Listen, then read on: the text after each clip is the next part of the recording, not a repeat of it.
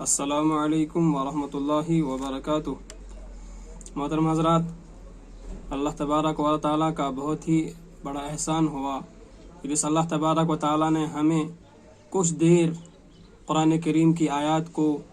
اور احادیث کو بیان کرنے کی توفیق عطا فرمائی۔ میرے محترم بزرگوں اور دوستو،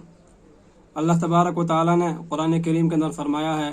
یثبت اللہ الذین آمنوا بالقول الثابت فی الحیات الدنیا وفی الآخرہ۔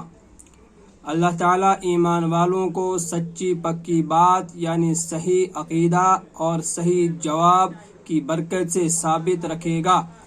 دنیا میں اور آخرت میں بھی، یعنی وہ گمراہی سے اور اس کے نتیجے میں آنے والے عذاب سے محفوظ رکھے جائیں گے۔ اس کے بعد رسول اکرم صلی اللہ علیہ وسلم نے فرمایا، مومن بندہ فرشتوں کے مذکورہ بالا سوالات کے جب اس طرح ٹھیک ٹھیک جوابات دیا جاتا ہے تو ایک ندا دینے والا آسمان سے ندا دیتا ہے، ایک ندا دینے والا آسمان سے ندا یعنی کہ آواز دیتا ہے، یعنی اللہ تعالیٰ کی طرف سے آسمان سے اعلان کرایا جاتا ہے کہ میرے بندے نے ٹھیک بات کہی اور صحیح جواب دیے، لہٰذا اس کے لیے جنت کا فرش بچھا دیا جائے اور جنت کا لباس پہنایا جائے اور جنت کی طرف اس کے لیے ایک دروازہ کھول دیا جائے۔ چنانچہ وہ دروازے کھول دیا جاتا ہے اور جس سے جنت کی خوشگوار ہوائیں اور خوشبو آتی ہے اور جنت میں اس کے لیے منتہائی نظر تک کشادگی کر دی جاتی ہے، یعنی کہ جہاں تک میت کی نظر پہنچتی ہے تو وہاں تک اس کی نظر کافی دور تک چلی جاتی ہے، یعنی پردے اس طرح اٹھا دیے جاتے ہیں جہاں تک کہ اس کی نگاہ جائے۔ وہ جنت کی بہاروں اور اس کے نظاروں سے لذت اور فرحت حاصل کرتا ہے۔ یہ حال تو رسول اکرم صلی اللہ علیہ وسلم نے مرنے والے سچے اہل ایمان کا بیان فرمایا ہے۔ اس کے بعد ایمان نہ لانے والے کافر کی موت کا ذکر آپ نے فرمایا، آپ نے کیا اور فرمایا مرنے کے بعد اس کی روح اس کے جسم میں لٹائی جاتی ہے اور اس کے پاس بھی دو فرشتے آتے ہیں، وہ اس کو بٹھاتے ہیں اور اس سے بھی پوچھتے ہیں، سوال کرتے ہیں، بتا تیرا رب کون ہے، بتا تیرا نبی کون ہے۔ ہائے جب سوال اس کو پوچھا جاتا ہے وہ کہتا ہے ہائے مجھے کچھ نہیں جانتا، ہائے افسوس، میں نے کچھ کیا ہوتا، میں نے اس دین پر عمل کیا ہوتا، میں نے خدا کو مانا ہوتا، میں نے نبی کو مانا ہوتا۔ بزرگوں دوستو، کیا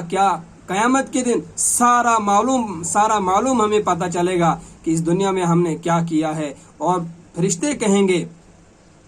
بتا یہ نبی جو مبعوث ہوا تھا دنیا کے اندر، تمہارے اس کے بارے میں کیا خیال ہے؟ وہ پھر کہے گا ہائے افسوس، میں نے ان کو نہیں پہچانا، ہائے افسوس کرتا رہے گا۔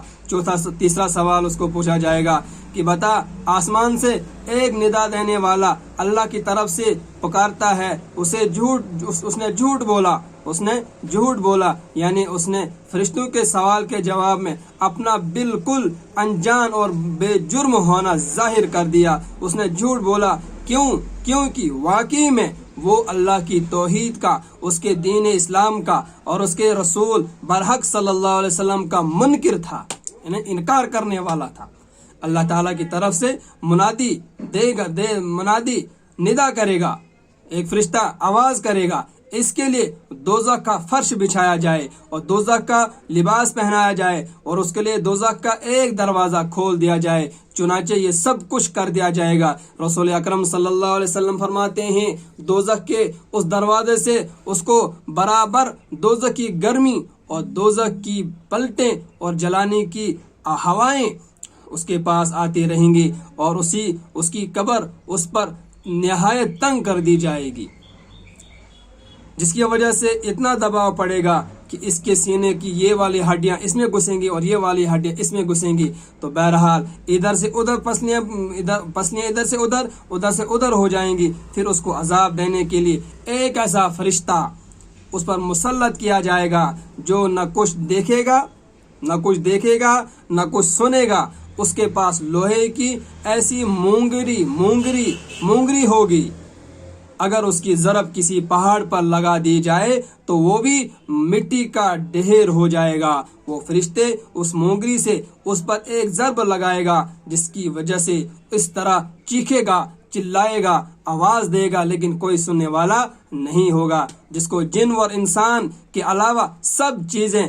چیزیں سنیں گی، جو مشرق میں، مغرب میں، شمال میں، جنوب میں تمام چیزیں سنیں گی، اس کے درمیان میں جتنے بھی چیزیں ہیں سب سنیں گی۔ اس کی اس ضرب سے وہ خاک ہو جائے گا، مٹی ہو جائے گا، اس کے بعد اس میں پھر روح ڈالی جائے گی۔ اللہ تعالی ہمیں ان باتوں پر عمل کرنے کی توفیق عطا فرمائے۔ وآخر دعوانا ان الحمد للہ رب العالمین۔